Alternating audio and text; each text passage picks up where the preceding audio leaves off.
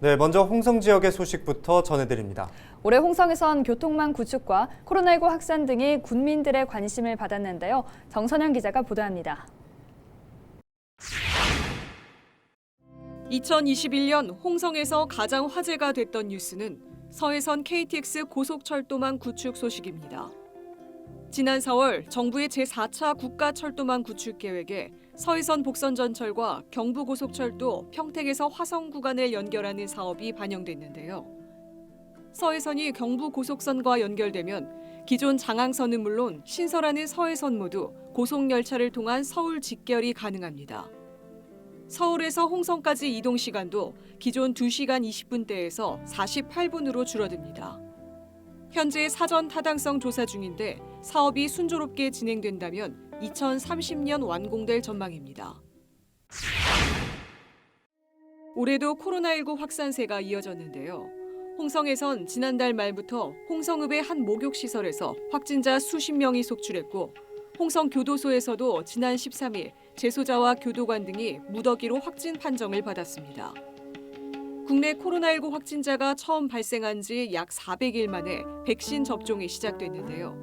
충남 1호 접종자는 홍성의 한 요양병원에서 환자들을 돌보는 간호사 김미숙 씨가 선정됐습니다.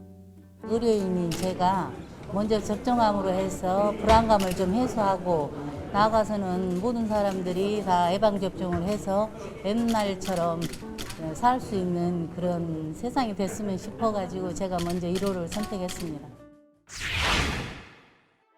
지난해 10월 충남 혁신도시 지정 이후 기대했던 공공기관 이전은 진전이 없었습니다.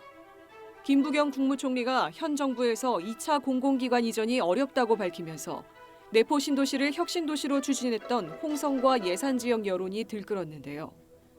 지역 정치권과 주민들은 충남도민의 염원을 무시한 무책임한 발언이라며 공공기관 이전을 대선 공약에 반영해야 한다고 촉구하고 있습니다.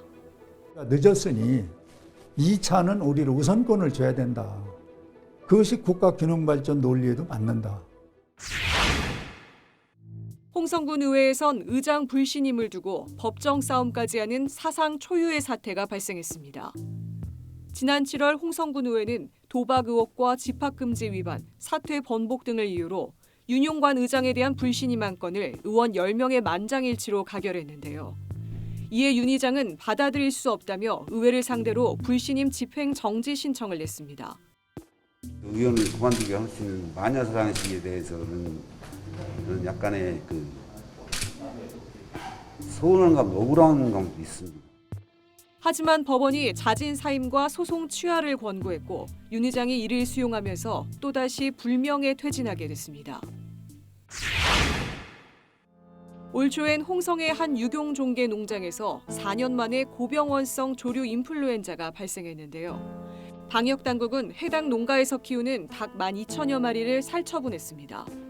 확산을 막기 위해 주변 농가의 닭과 오리 등 28만 마리에 대해서도 살처분 작업이 진행됐으며 반경 10km 내 가금 농가는 이동이 제한됐는데요. 최근에도 인근 천안 등에서 고병원성 AI가 발생하고 있어 방역에 긴장을 놓을 수 없는 상황입니다. 헬로티비 뉴스 정선영입니다.